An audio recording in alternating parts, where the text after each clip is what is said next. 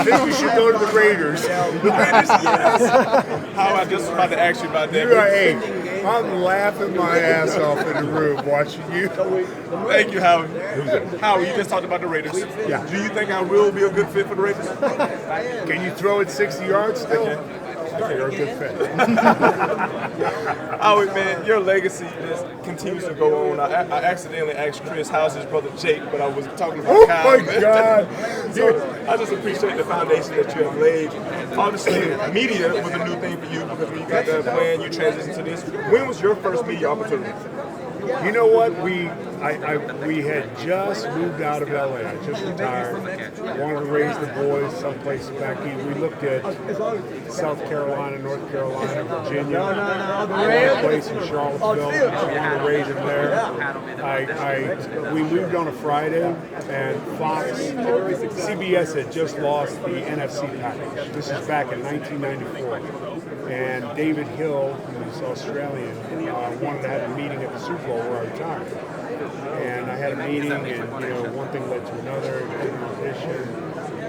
Moved on Friday to Virginia. Got a job back in LA on Monday. Brilliant. Yes. You got a lot of sons out there, so I'm going to be your son right now. What advice would you give your son, Jameis Winston, on his media career? You know what? Be you. Be authentic. The one thing about our group is you are who you are. It's a small medium. You're in people's families across the country, Iowa, Pennsylvania, Florida, Texas, Montana. You walk into a 7-Eleven, they know you. What are you doing at 7-Eleven? I'm getting some gum. You think I got a guy because he gets the gum? Right. But be you and be authentic. And you do. Listen, I actually was watching you over the last few nights. I was saying, my man's got a job after the plays. Well, thank you. Wait. Before you go, advice to him. If you were trying to settle him, you're a player in the locker room. He's a player in the locker room. He's your guy. You want to settle him down because he's under pressure to win 3 in a row, or he's under pressure just to win because the fans in Philadelphia think it's time that you should. What advice do you give him to settle him down and make sure he's playing loose and not tight? Which team is he? Is he on Philly or is he on Kansas City? Say both of them.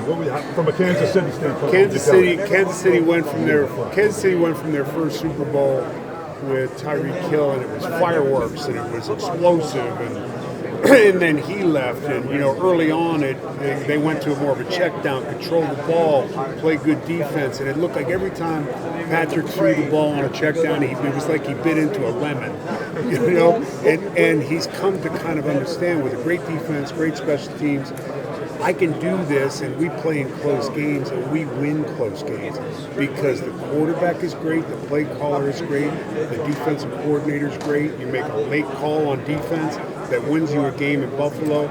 They finish it off with a little bunch kind of formation, and they run rub routes, and the running back's out there wide open. I can catch that ball and pick up the first down. I'm 65. Now if I'm Philadelphia, I don't think it's going to be a straitjacket game. I really don't. I think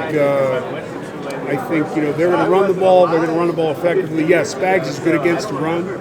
In their last 3 real games, I'm not talking about the one they sat out, they averaged giving up 160 or 160 a game.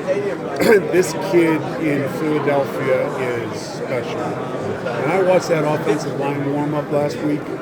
Oh my God. I was like, thank you that I was born when I was born, and I don't have to face that group. I mean, it is 6'8", 360, 6'8", 360, 350, 340, 320. Lane Johnson's so good, and Lane Johnson's so good, it's actually boring to watch film. I mean, it's like, oh, you're going to do that? Okay. How'd you like to play behind that one?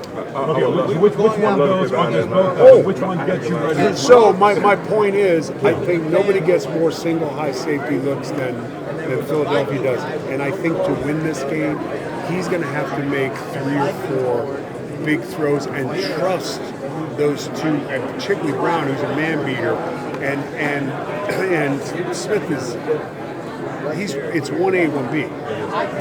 They're both number 1 receivers. And don't forget Goddard. Goddard played pretty well in their last Super Bowl matchup. Yo, I got 5 guys.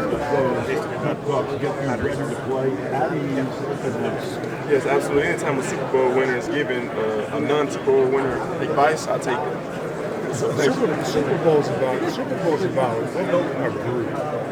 It really is. I mean, you don't win with one guy.